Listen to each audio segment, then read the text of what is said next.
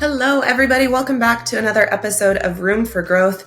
I am sleepy. I am tired because I have just spent 3 wonderful days in Las Vegas with Braze for their annual conference, the Braze Forge conference. This was their first year doing it in Vegas. It was so awesome to see Braze continue to grow and expand. They're just getting so large at this point. When I partnered with them 5 or 6 years ago, they were a relatively nascent platform, still figuring out their identity, and they had a killer product, but they were, just beginning the journey of this incredible growth and scale. And now seeing them in Vegas hosting a conference with all, the rest of the biggest names in technology who show up in Vegas once a year to talk about how their tech is changing the landscape for marketing and engagement and for the clients that they work with. It was so cool to see. I'm just coming invigorated with new ideas about how AI is not just going to be a buzzword in marketing operations this year, but truly some technologies that are coming both within the Braze platform and then as direct plugins that are going to accelerate things like A/B testing and automation and how you make personalization decisions in incredible ways. I don't think I have been to a conference where I've heard more testament to the speed and value lift that clients are experiencing by leveraging a piece of technology. As much as there is just so much disruption in the technology industry right now, the thing that I left Braze Forge understanding is that Braze continues to drive disruptive growth in how it allows marketers, technologists, product owners to create experiences for customers that are engaging and that are best in class and that are tailored to who they are. Everything from how our clients and others are leveraging some of the really unique Braze channels and creating gamified experiences and connecting those to insights and data. But also, just their platform has always been so flexible and scalable to bring big creative ideas to life. But today, I have a wonderful guest on. I want you for a moment to think about your coffee experience. And when you wake up in the morning, for so many of us, or you're going about your busy day, or you're getting kids to sports practice or to school, or you just need that mid-afternoon pick-me-up, coffee is, of course, some people are caffeine free, but a little sweet treat or a little drink. But coffee really is such an important decision that we make on a very frequent basis. And the coffee industry across the board is complicated. There are a ton of local and national players. There are many, many choices. Those choices change regionally. There are a lot of new entrants and brands to the coffee space every single year. And they can be really disruptive because it's, relatively inexpensive to start scaling a coffee brand. So today, when we talk to the Senior Director of Loyalty and Digital Marketing from Scooters Coffee, I want you to think about, from a marketer's perspective, how challenging it is to truly create rewards, incentives, nudges to change behavior for a purchase that is frequent to the point of daily, sometimes multiple times a day, where you are just fighting in real time for that consumer's dollar and for their loyalty, and you're differentiating an experience across an in-person experience, a digital menu board, an app, a loyalty platform, every channel that you can possibly think of. That challenge for Mitch Walden is just what he breathes every single day. I'm excited to have Mitch on today to talk about how a overwhelming digital transformation challenge that landed in my lap and in the WillowTree lap about a year and a half ago has just completely changed the game for how Scooters is going to market. He's going to talk in depth about some of the campaigns that they've launched in Braze and how they are driving revenue for their business in a really scalable and unique way. He's also going to talk about all the technology decisions they made and how they moved at the speed of light to completely rebuild a digital experience in honestly one of the fastest timeframes that I've ever seen. I hope when you listen to Mitch today, you hear him talk about how the technology choices that he's made have truly been an accelerator to the growth that they're experiencing as a company, and how you might mimic some of the tactics and tools that he's using to drive growth in your own business as well. Hi, Mitch. Welcome to Room for Growth. We're so excited to have you. Recently, we had the opportunity to hang out at Braze Forge, Braze's annual conference in Las Vegas, and you gave a keynote about what Scooters is doing in the loyalty space to drive customer engagement, frequency of purchases, and leverage Braze to do all of those things. So I'm super excited to have a conversation with you about the strategies and tactics that Scooters is engaging and how they're using various technologies to do that. Absolutely. Thank you for having me. Yeah, before we jump into just some of the things that Scooters is doing and why they're such a unique brand in the space, let's talk a little bit about you. Today, you're the Senior Director of Loyalty and Digital Marketing at Scooters. But before you arrived at Scooters Coffee, you have had a storied and long career doing technology transformation, digital transformation, customer engagement at all kinds of places: Papa John's, AutoZone, O'Reilly Auto Parts. Tell us a little bit about where you started in your career and how you ended up here. Yeah, absolutely. It's kind of been a blend of a lot, as several people stories kind of go the same direction. But I started in online marketing, so kind of purely in trying to drive digital marketing channels to drive sales. Through that, had the opportunity to move into kind of an e-commerce perspective and did some e-commerce merchandising and things like SEO and on-site marketing, building online communities and really trying to engage the traffic that was coming to the website. And at AutoZone, we kind of had a separate site for our loyalty and our e-commerce, and so we combined those two into one. And through that, I had the opportunity to learn a lot about the technical side of some of the marketing technology that we used, and also was part of the project to morph those two together, and came out the other side of that in kind of a role that was more on the loyalty side of what AutoZone's digital business was. And then from there moved into CRM and direct digital, and then into some media. So it just kind of continued to compound, and we implemented Adobe's marketing suite there, which is kind of what led to the media move to leverage that technology through some of our media channels. When I joined Papa John's, it was purely in a loyalty role to start, and then through some evolution with the brand, we had to get really intimate with our data, and we had to do that very quickly. And so I was part of the team that led that discovery and kind of enablement of some of our data. Once we had that data to a usable place, we then wanted to leverage it in our media. And so, again, kind of stepped into a media role along with a loyalty and activation role for our known customers to be able to be more efficient with the way we spent media. And have continued, with similar as I've joined Scooters. And so it's really been, a lot of different roles, but they've all sat kind of at that intersection of data and technology and marketing. And then, a lot of change management and leading through, the development of new technology implementation and functionality inside of those organizations, and helping the organizations grow along the way to be ready and understand what having that new technology means. So I love the space, as I know you do as well. It's a fun space that there's always something new and different happening. And you mentioned Braze Forge. We heard a lot of great stuff last week about all the new that's coming, even within those tools. And so I'm really excited about where we're going. Yeah, before we talk a lot about the leapfrog strategy and the incredible pace of innovation that Scooters has gone through over the past 18 months or so, let's just do a little rooting for folks who maybe don't have a Scooters coffee near them on who Scooters is. So obviously Scooters is a fast growing brand at this point, and you're sort of at the dawn of a huge nationwide strategic growth phase. But in 1998, when you were founded, it was under pretty humble core values to hire amazing people, amazing drinks, amazingly fast. And those core values retain today. Y'all are based in Omaha, Nebraska. So you have kind of these roots in the Midwest that are now, you're spreading kind of coast to coast and focused on the South.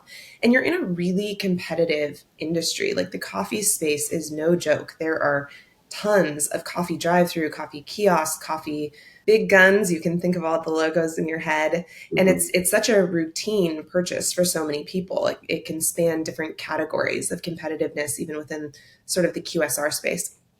Tell me a little bit more about who Scooters is and what makes Scooters unique in the coffee market, and why you're so poised just from a brand perspective to think about a pretty big takeover. Yeah. Well, you mentioned our kind of our brand promise of the amazing people, amazing drinks, amazingly fast. And that kind of calls out our differentiator and what we strive for as a brand. It's to provide incredible drinks, and we serve espresso, coffee, energy-based drinks, iced, hot, and blended. And we do it very quickly. So, you may pull up to one of our kiosks and they may have 6 or 7 cars in the drive-thru, and you'll still be out in 5 minutes, right? You're not there for 20 or 30 minutes like you are at some other locations. And so we want to start our customers' day off quickly, friendly, and fast, so that they can get off and on their way to whatever else it is that they're looking to do. You mentioned the growth, and we are, growing extremely fast. We had, just over 400 stores a couple of years ago. We're at 800 now. We're on pace to double that again in the next 5 years. And so a lot of what our team is working on and focusing on is making sure that we're building the technology infrastructure and the platforms and programs that can sustain and support that growth. Yeah, absolutely. I just think that expansion to 800 stores, it's a pretty wild number of stores. I mean, just to like give some context, like Ulta has about 1,200 stores nationwide, and that's a hugely well-known brand. Coffee kiosks are obviously a bit different in drive-through coffee locations because you can just have more in a single market. But it's an incredible sum of growth in a relatively short period of time. And then I love what you talked about just the differentiator in the drive-through. Like if you go to a Scooters and you watch these drive-throughs, they move incredibly fast. Like some of the differences are you don't do order ahead and pick up in store because there's really no reason to do that. The baristas pride themselves on how quickly they move and how your drink is going to be like freshly made the moment you hit that drive-through, and it's going to be handed to you through a window. But still, the app and digital is such a critical component overall to how you're continuing to reach more customers and make sure that you're personalizing the drink experience to different regions, which is unique in coffee. Talk to me a little bit about what your remit has been in bridging this in drive-through, in-store kind of experience that's so valuable that people love. They love their barista. They love, even the baristas will talk about a car will drive up to order and they'll hear the sound of the engine and they'll know that it's one of their regulars and they'll like already know the order. They'll already be like, oh, nope, we've already got it coming for you. You get these fun stickers. Like it's a lot of brand in person that you are trying to match to a digital experience. Will you just talk a little bit about what you've been focusing on and what the core challenges have been? Yeah, and you're exactly right. That face-to-face experience with our baristas each morning is what builds that relationship to our brand, and what we depend on to really reinforce that brand promise day in and day out. And as we move, to directions that try to make us faster, and that time to interact is minimized, right? Because we have to remove some of that interaction. So we rely more heavily on our digital channels to replace that. Similar when we go into new markets where customers may not be as familiar with who Scooters Coffee is, our digital properties are the places where they experience us first, our mobile app and our website. And so we have to make sure that they create a realistic expectation and that they are a quality extension of our brand and what people will see and get when they come and visit a Scooters location. Our app is also our sole kind of mechanism for both our loyalty program as well as online ordering and mobile payment. And so it really has to make sure that it reinforces those functions from a brand quality perspective, and that we're really putting it out there and it aligns with what we want people to expect from our brand. Absolutely. So, Mitch, you and I met on a boat about 18 months ago. Yeah. It was so funny. We were at a Braze event, and Scooters Coffee was not a Braze user yet. You were Right. in the early days of embarking on a really major digital transformation project, not only of the native app experience, but the entire backend tech stack. And you and I had the joy to meet. We were having a cocktail for part of this Braze event while we were doing a river tour around Chicago. And while everyone else was having fun, you and I were spending about 45 minutes really talking about what the best MarTech strategy was going to be to reach the goals that you had for engagements with your customers, and how we were going to think about driving frequency through digital and how real-time data needed to be, what kinds of personalization were going to matter. And then it feels like everything took off really fast after that. Will you share more about what has been done as far as just the digital transformation work across, frankly, so many channels? I'm not even Yeah. going to list them. I'll let you do that. But just talk about, like, give us the movie scene where we go from, being the ugly duckling to the princess. Like, what happened in between to do this huge reveal? Yeah. And I mean, our meeting was somewhat by chance, but somewhat not, because the intent of attending that conference was because I had just joined Scooter's Coffee. And the task when I joined the organization was to represent kind of the loyalty and the direct digital elements of rebuilding and replatforming our entire app technology stack. And so, the intent going to the event that we met at was to be able to evaluate partners and be able to have the exact types of conversations that you and I had. And it was business, but it was fun. That mapping exercise. But the great thing that we had, with that conversation, and I think what has made our relationship work so well over the last 18 months, 24 months, is we really weren't beholden to anything. There was nothing sacred in our tech stack. It was, we were on a one size fits all provider that was doing online ordering and payment and loyalty and app functionality and insights and reporting and analytics. We knew that wasn't working for us, that there were some limitations that we were facing and that we needed to move away.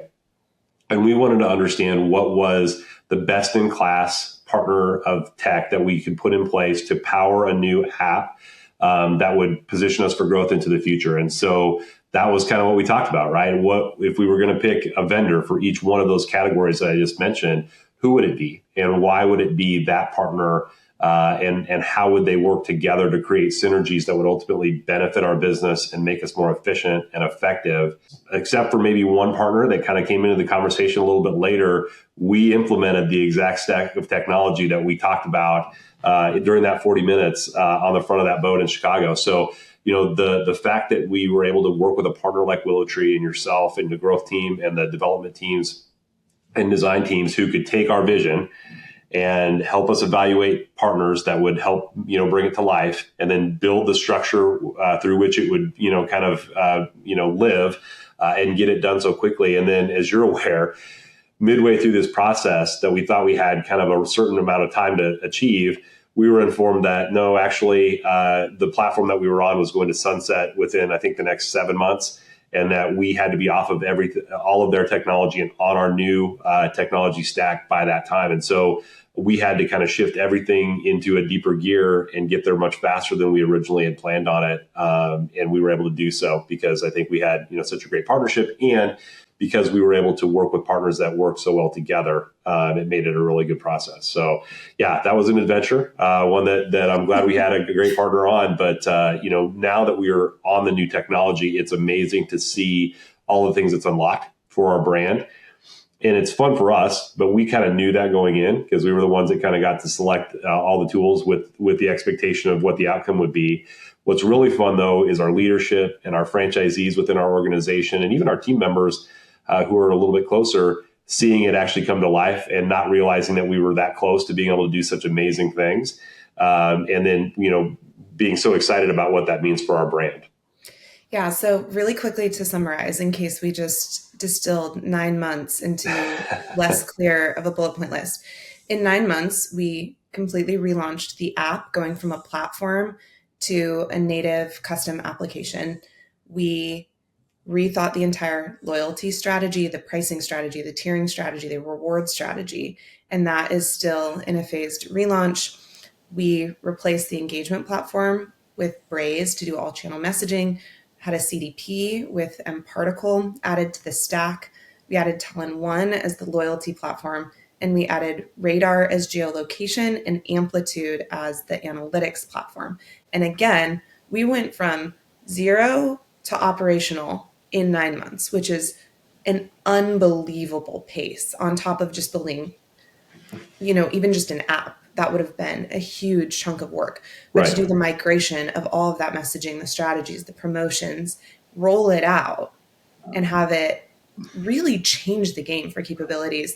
I mean, Mitch, part of the reason why you're here is I get to see these kinds of transformations all the time. And the speed with which Scooters went from sort of nationwide promotions, nationwide campaigns, to true one-to-one, Yeah.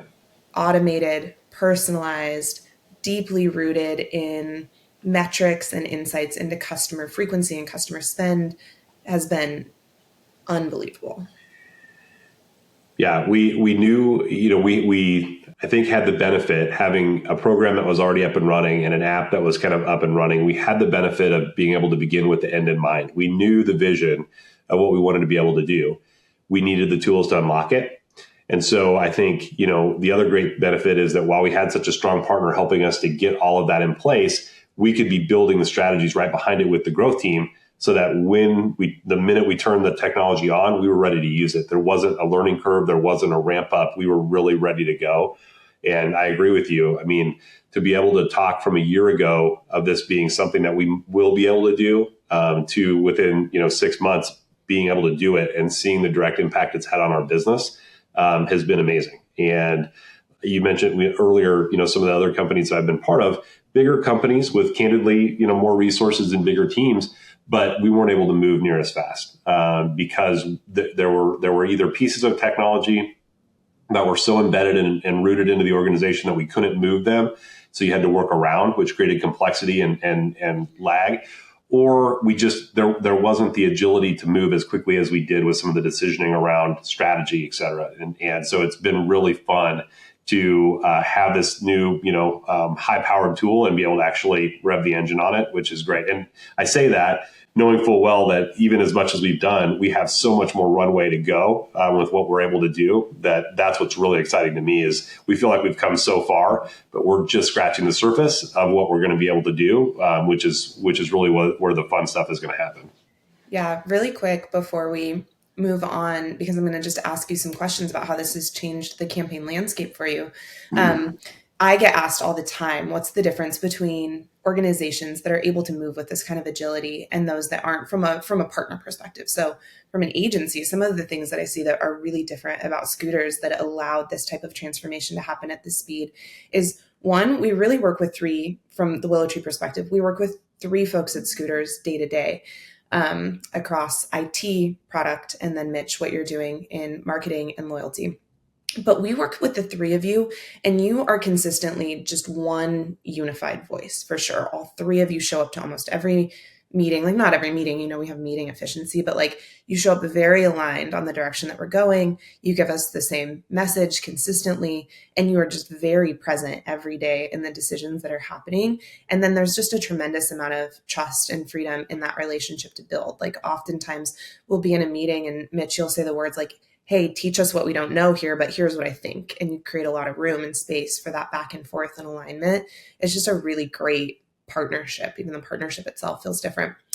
But I want to talk about for a moment, Scooters has a internal conference every year, a conference where you meet with your franchise owners and you help update them on what the digital roadmap might look like for the next year and where the company is going and what they might expect. And you gave a wonderful keynote at that conference this year talking about how capabilities to reach customers on a store by store, but regional, city, state basis has really changed. Will you talk just a little bit about some of the core points that you talk to franchisees about how Scooters has shifted through this process? Absolutely. What we were doing previously was kind of a 2-level approach. We were running national promotions that were basically one size fits all, batch and blast to our full, system, all members of our program. And then we were allowing our local stores and franchisees to run promotions at that level, which sometimes included just a single store. Other times it would be multiple stores that were part of a franchise group. But the way that our stores are organized, that doesn't necessarily include even all stores in a city, for example. Like if you go to Dallas, Texas, of the 35 stores that represent that market, there might be, 24 different franchisees that own those stores. And so it just created a very disconnected experience for our members, most importantly, that, it was not easy to understand which offers were available at which stores. It created confusion and dissatisfaction. And then we know it also created a lot of waste because the franchisees didn't have the data or really the expertise to really be able to efficiently launch some of these campaigns and truly be high ROI returning strategies, which isn't a hit on anybody. It's what they had available. And honestly, we didn't have much more available to us at the corporate level, but we did a little bit better. So, end of that story is that it created a lot of bloat in the system, a lot of discounts that weren't necessary, a lot of, rewarding of things that maybe didn't need to be rewarded because customers were going to purchase anyway. And then a lot of confusion at the local level, and honestly, just a lot of work. I mean, we were doing hundreds of these every month to get a little bit of result, which was just not an efficient use of bandwidth either. And so as we've evolved from kind of that one size strategy to more of a targeted strategy, we're able to be much more efficient with the dollars that we invest promotionally. And we're able to look at our data holistically across the entire system to understand what customers are doing what things, and then target customers based on that and based on their behavior and the behavior that we want to try and move them towards versus where they live geographically or which store they might be most frequently visiting, et cetera. And the result that we've seen from that is, number one, it's been much, much more efficient because the way our technology integrates, right? We build a segment of customers in one tool and it seamlessly, populates across the others. And so we can go from, loyalty campaign to messaging campaign to analytics and be able to read the performance without having to rebuild or possibly have lags or gaps or whatever in our data. So that part is huge. We've been able to do templating. We've been able to repurpose and leverage campaigns across, and then we've been able to be much more efficient in targeting groups of customers that we want to move in certain directions with specific offers. Sometimes we can be more aggressive than we otherwise would have because we understand the incrementality that's driven by that campaign.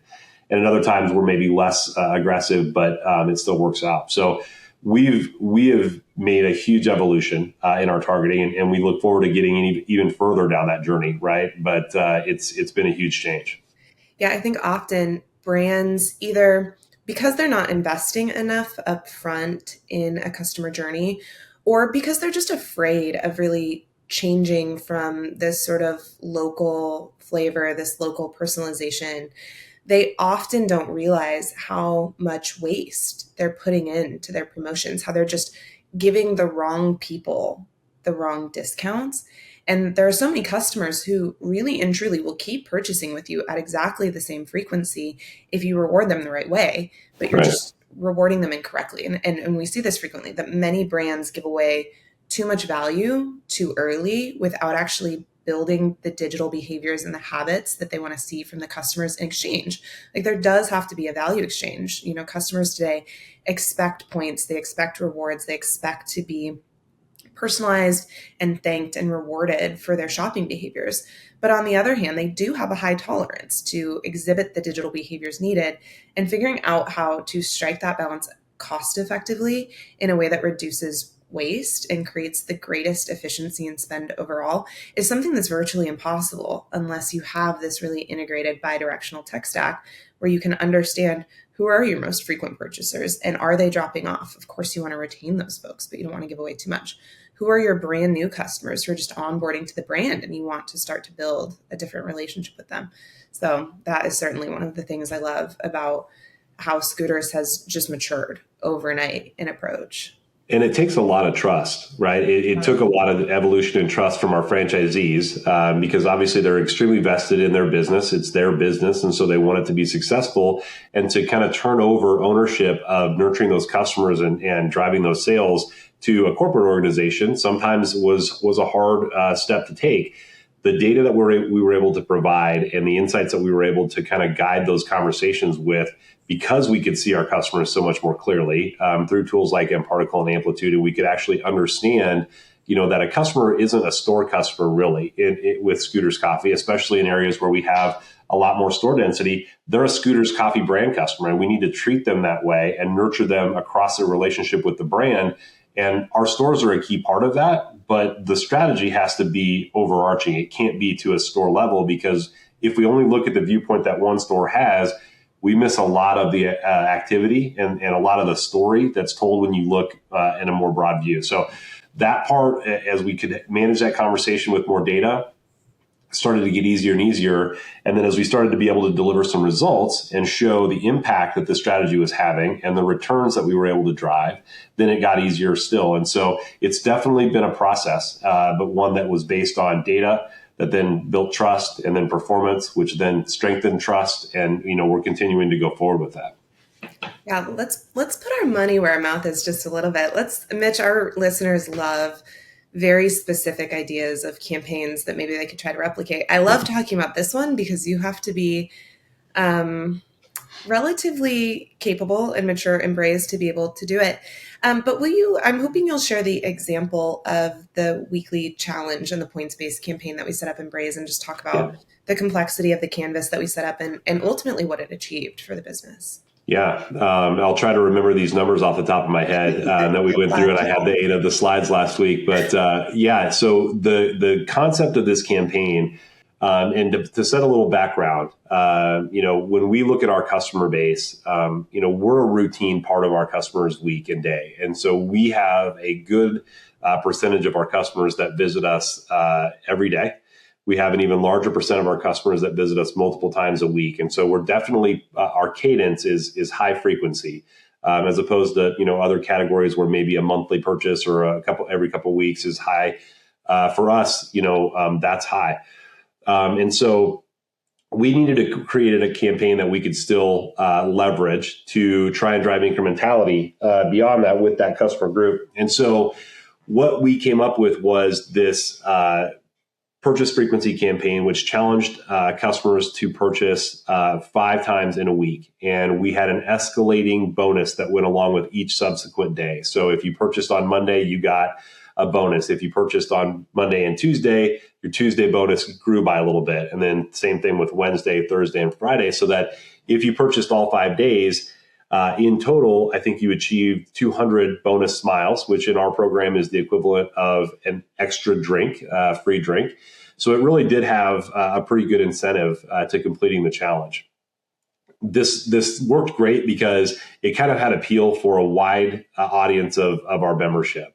Because even if you were only a one-time-a-week purchaser, purchasing twice for you got you more than what you would have normally received. And same thing, if you were a twice a week on average purchaser, a third added purchase still got you benefit all the way up. And what we did to target this even further was we did some bookends in terms of our targeting. So we only included customers who had recency, so meaning they had an active purchase within the last 30 days. So we weren't trying to re-engage. It was an active customer group we were trying to drive.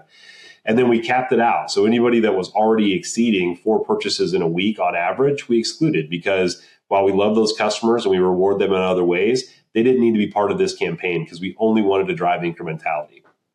So, through building that, and I joked with Ross last week, I have the ability magically to oversimplify everything. So to me, explaining that the way I just did felt like, yeah, we should do this really easy, right? With our new technology, there should be no sweat. And of course, the team made me think that because they're so amazing at how they execute. But looking at that in the canvas that we built in Braze to support that campaign, I think there were 44 different actions that were built in that campaign to trigger all of the different messaging along the way, from the introduction through to the daily reminders of progress, and then the completion confirmation. And it was cross-channel. So we included in-app messaging, we included email, we included push. So it really was a very thorough campaign, which was incredible. And I think that, the incrementality that we saw, and this kind of nods then, from Braze over to Amplitude, we were able to track that audience because we were able to have a holdout audience as well. So we could do a true A/B measurement. And seeing the fall off day over day in that campaign against our base level audience, I think the end total was that we drove, I think, almost 500% incrementality through that 5th day purchase, with the campaign. So it really was effective. What that equates to in our business was nearly $500,000 in incremental revenue over the course of that week, which, is not maybe big for some organizations, but for us, it was material. And by no means is it a home run, right, by itself. but layered in with everything else that we're doing, it certainly made an impact, and one that was felt. So we really appreciated that. And 100%. then there was even kind of a side piece, which was really cool, that we were able to include. So there was kind of a fallout channel as well for customers that didn't maybe complete that Monday purchase and start themselves down the path for the promotion. We actually offered them a separate kind of substitution offer that come back anytime this week and make a purchase, and we'll give you double smiles. And I think that campaign as well generated another 50,000 in revenue. So there were several mechanisms that were enabled in this campaign. I love it. And it speaks to the complexity of what we're able to do in such a simple fashion, because of how well the platforms integrate together and how, think about trying to do that manually between building each of those daily offers and then mapping them to a communication platform that could seamlessly communicate them out in real time without having to rebuild and remap. And then you had a separate fallout audience that was tied to it. And then to have the reporting be real time, that we could see the performance from day to day and what we were tracking in incrementality. It was great. Couldn't have asked for a better execution, and really a great example of how powerful this platform is. Yeah, I don't know of any brand that's going to hear we can drive $500,000 in incremental revenue every week from just a subset of your customer base, Right. by proving that we're changing the behaviors of their frequency. And Right. it's perfectly scalable. It's not exactly set it and forget it. I kind of hate that term because no campaign is truly set it and forget it. But it is a low maintenance campaign that we can Right. relaunch with multiple versions. We can change the creative. We could add a challenge to it. We could apply it to a different segment with slightly different logic. Like, it's a beautiful campaign from that reason. To your point, just looking at the if then logic of if they purchase, then this message. If they don't, if they're opted into these channels, if they're not, definitely took some technical skills. But again, once it's there, it's there.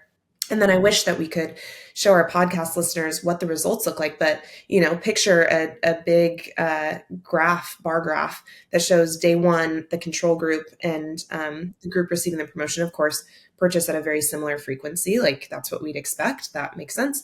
But then day two, you immediately start to see the group receiving this campaign outperform by almost 3x the group from day one. And then on day three, it of course goes down. Like, the number of people who ultimately opt into making 5 purchases isn't going to stay at the same height every single day in terms of quantity. It's going to go down.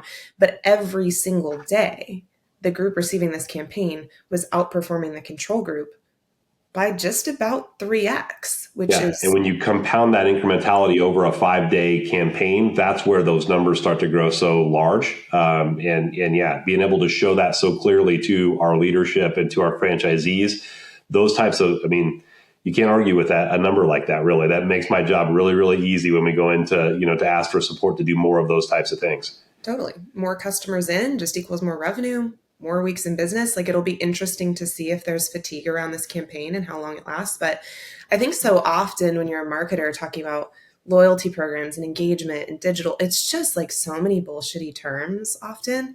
They're like, no, what does that really mean? Like, give me an example. And this campaign is such an example of, we launched it to a specific subset of customers who we wanted to take very specific actions. We targeted them specifically.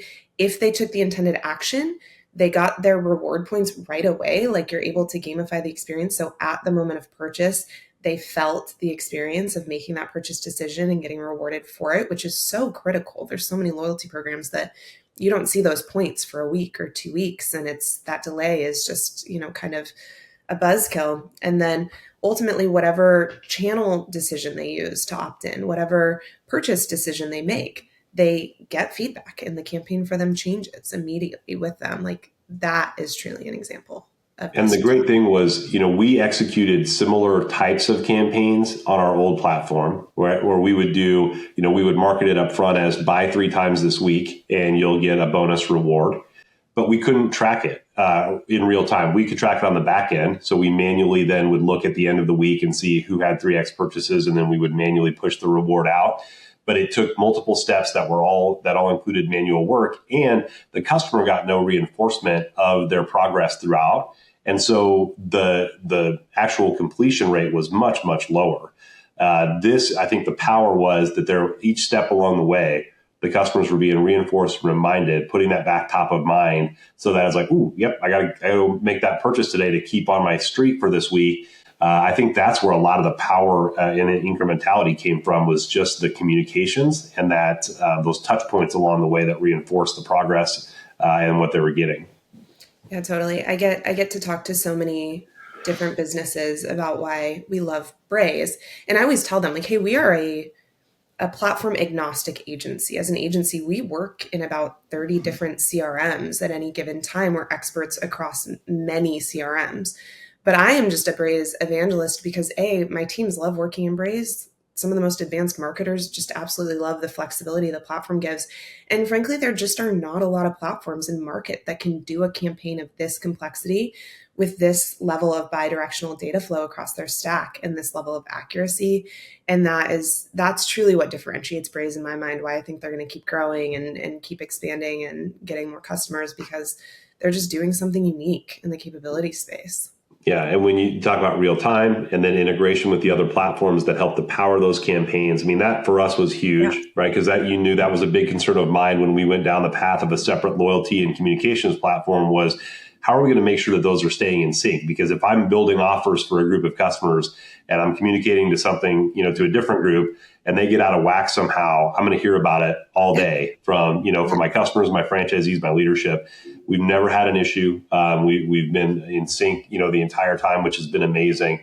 And then when you start thinking about the additional pieces that are coming with like AI and what that will empower in terms of like our ability to truly do one-to-one targeting at mass scale without having to just have a huge resource drain in the organization, it starts to become crazy with what we're going to be able to do. So I can't wait for us to take that next step. I know we've already come a long way, but that's where I'm looking as we look forward. Yeah, so crazy that one shitty integration, like one platform that didn't speak to each other, if the loyalty platform didn't speak to the engagement platform, the analytics platform didn't speak to loyalty and engagement, like one integration would have potentially derailed all of the success of a campaign like this, made it impossible. But then, yes, I love something else you said. Like one thing that really stood out at Forge this year for me is that, and I love this, hopefully manual A/B testing is nearly at the end of its life cycle. There is so much AI, so many AI features coming out that integrate with different platforms that automate A/B testing so that you can do it at just non-human scale. You can A/B test every creative component of your email. You can A/B test across different audiences. You can set up the contextual awareness so that you start testing one thing in order and it's not just random variables. Like there's a real science to how you test and optimize these messages, but add AI on top of it. And the way that marketers historically have had to manually track what did we test and what did we learn from it and how do we make changes to our audiences and our segments and who we target, that's just going to be a thing of the past. Like AI is going to create so much lift through this optimization, but you have to have the bones right first. Right. And you have to have the growth team hears from me all the time. I when we have to run a campaign that we can't do a test on, it drives me nuts because I don't like having to infer results. I like to be able to truly measure and have an accurate representation of what we've driven for incrementality, because it's such a key to what we're doing, right? I agree with you 100%. What else are you seeing in the loyalty space, outside of Braze? But I'm curious if there's other trends and things that just really have your ears up because they're going to shift consumer expectations. For me, what I'm really excited about, and you're aware that we're working on, launching a pilot of some new loyalty functionality that will be coming out, through the back part of this year and into next year.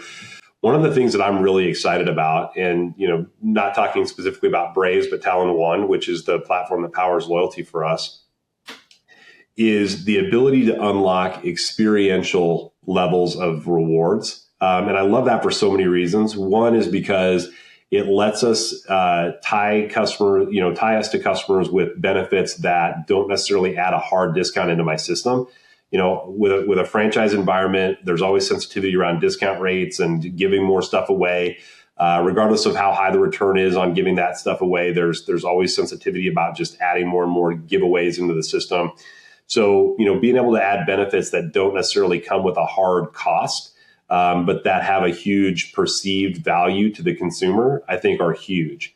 And then the other thing I love about that is it's much more difficult. Number one, it's just harder because not many companies are to that level yet where they're thinking that way. But number two, if you do it right, it creates a huge barrier to entry for someone to try to come in and mimic what you're doing.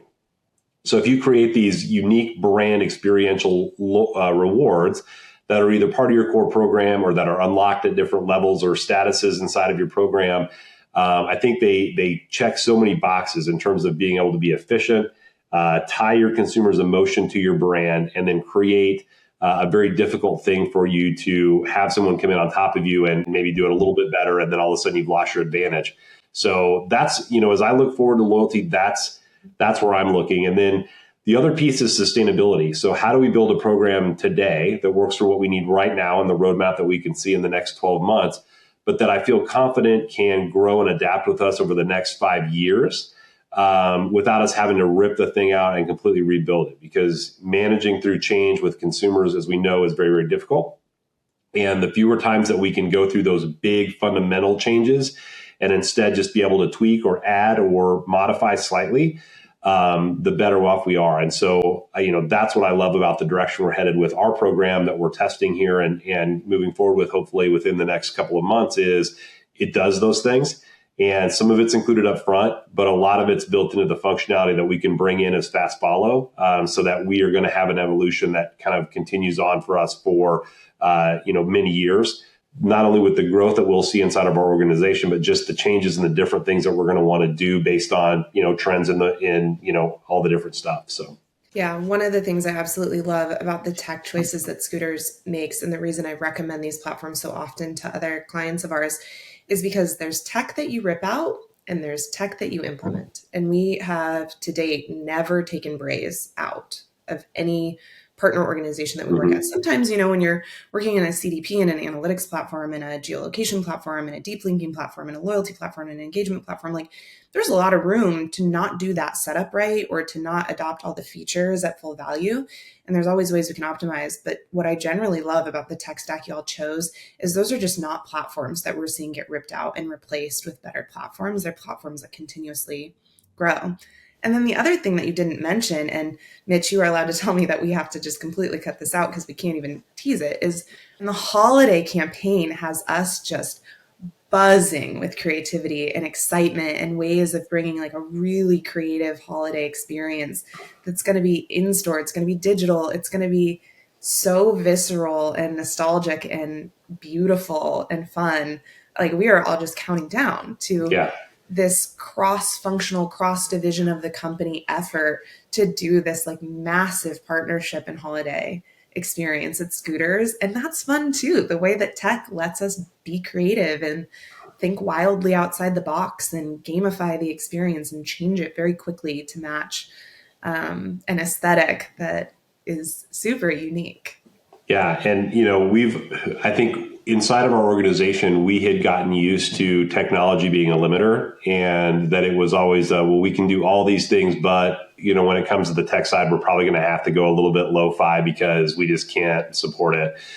What's been great about planning for this holiday campaign was that that's kind of how it started, right? And as you know, we were at an onsite in Omaha back in June, I think, when the WillowTree team brought us some ideas and some ideation around directions that we could go.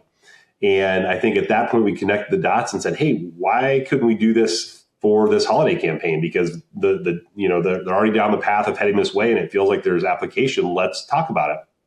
And so again, in true form, because we don't do anything, where we actually have enough time to really do it right, we put this together and the team kind of built this out. We actually put some of the other priorities a little bit on hold while we kind of streamlined this, and we're able to deliver an amazing set of functionality that will really not only enhance, but I would even argue will kind of be the forefront of the experience around some of our holiday partnership that we have coming up.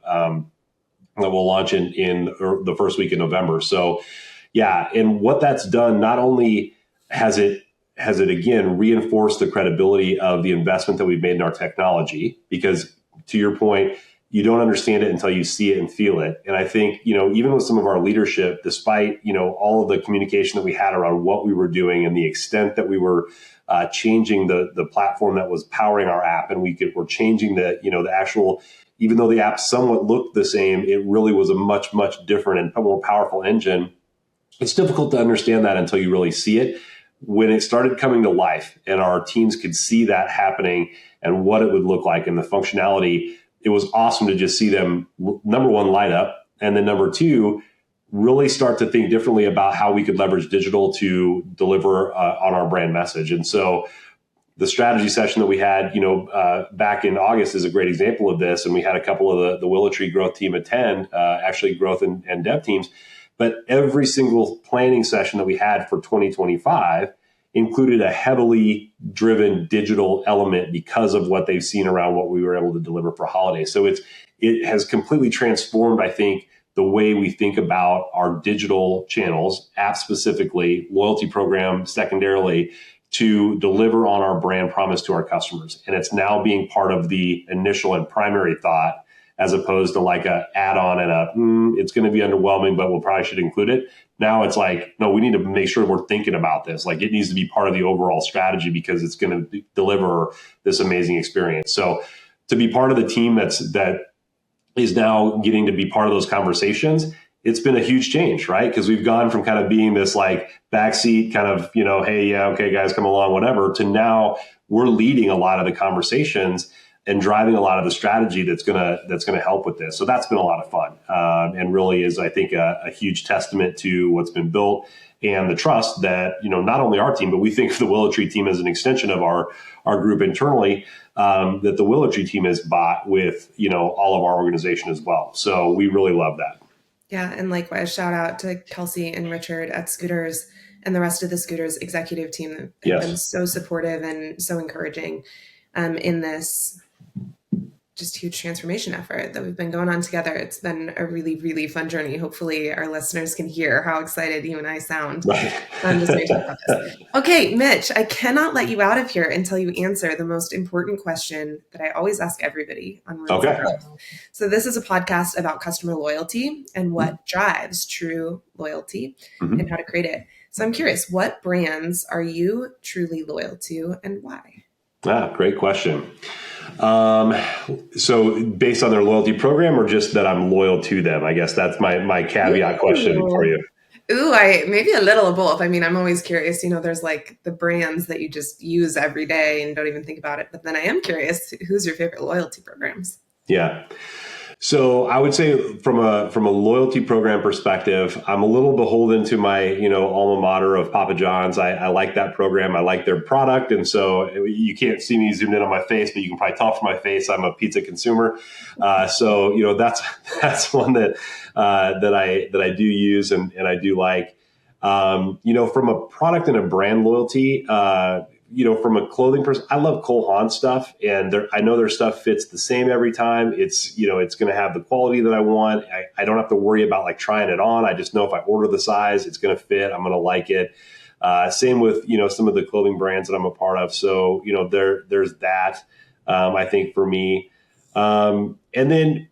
This kind of goes back a little further. It's not necessarily a brand, but I grew up in Nebraska. I'm a big Nebraska Cornhusker guy. And as we've discussed jokingly, it's been about 2.5 decades since Nebraska football has been really relevant, yet it still has this cult-like loyal following of fans who have been in love with the brand forever. And it's because, as I spoke earlier, it's this emotional connection, right, to when they were good, or growing up and watching games with your parents and your grandparents and your friends, or going to games, and having the stadium food and being part of that crowd.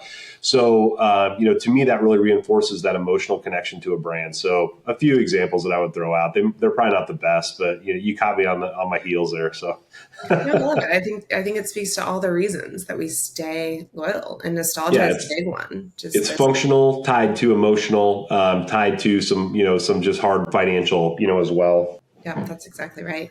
Well, Mitch, thank you for joining today on Room for Growth. It's been overdue, but what a fun time to finally get to talk about all the work that we've been doing together. And I'm so excited for what's coming next. I hope everybody who is near a scooter's holiday time just make a little time and space to, first of all, download the app because you're going to want the digital experience and the digital chance to win and be rewarded. But second of all, make sure if you have not been to a scooter's location yet that you scoot on around and have an amazing drink amazingly fast. Awesome. Thank you so much.